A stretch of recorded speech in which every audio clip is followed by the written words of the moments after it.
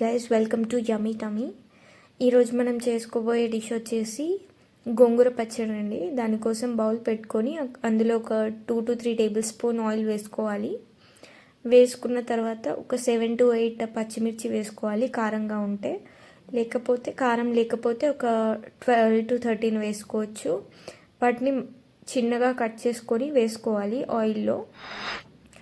అలాగే 2 table spoons జీలకర్ర వేసుకొని ఒక 2 కట్టల గోంగూరని బాగా ఆకుల వరకు తీసేసి వాటిని బాగా వాష్ చేసుకోవాలి.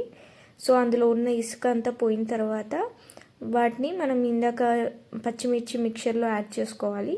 వేసుకొని మూత పెట్టకుండా వాటిని మగ్గించుకోవాలి.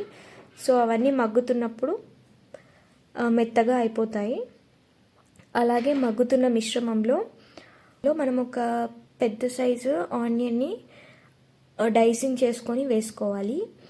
వేసుకున్న తర్వాత ఒక 1 టీ స్పూన్ to 2 టీ స్పూన్ల ఉప్పు వేసుకొని మనం బాగా మగ్గించుకోవాలి. సో ఆనియన్ అంతా సెమీ సాఫ్ట్ అయ్యేంత వరకు అలా బాగా మగ్గించుకొని స్లో ఫ్లేమ్లోనే మగ్గించుకోవాలి. హై ఫ్లేమ్లో మగ్గించుకుంటే మాడిపోతుంది.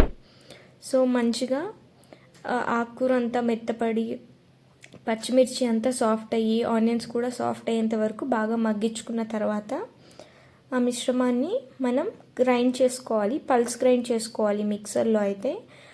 అదే రోటిలో అయితే బాగా నార్మల్గా కచ్చపచ్చగా దంచుకుంటే సరిపోతుంది. నేను ఇది పల్స్ గ్రైండ్ చేశాను కొంచెం.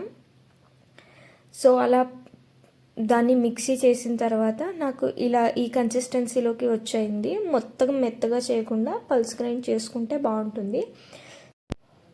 కావాలంటే ఇందులోనే మనము ఆనియన్ కూడా వేసుకోవచ్చు చిన్నగా కట్ చేసుకొని. ఇప్పుడైతే గోంగూర పచ్చడి రెడీ అండి. Thanks for watching.